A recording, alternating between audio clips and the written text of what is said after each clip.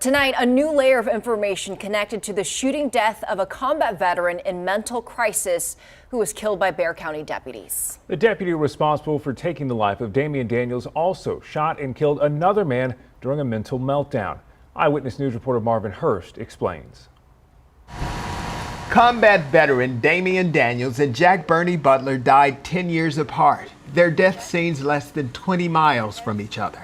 But the person who killed them both is the same Bexar County deputy. Authorities say 35-year-old Butler was stabbing himself in the arm and attacked Leon Valley paramedics who tried to help him. Deputy John Rodriguez said when he arrived on the scene, he tried to get Butler to comply. But he said Butler would not drop the knife or obey orders to stop. Butler was shot and died. The deputy was cleared of any criminal responsibility. Now the same deputy is under the microscope again for killing Daniels late last month on Liberty View. A similar set of circumstances where an armed man in mental crisis does not comply, ends up dead. We need to be asking tough questions about not just how this particular incident was handled, but how we as policymakers make allocations of resources for the mental health population.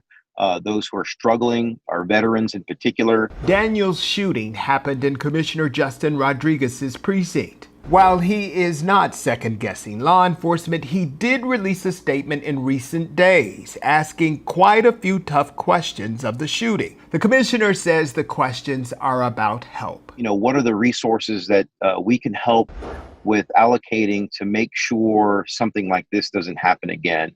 So look, it's perfectly normal, I think, to ask these tough questions. Salazar did not comment to Eyewitness News about the one deputy who bears these two deaths. A spokesman says the sheriff is busy trying to launch his Cahoots program, which would send a crisis intervention team to scenes like the ones in question. Salazar previously said in Daniel's case he isn't sure mental health expertise would have changed the outcome.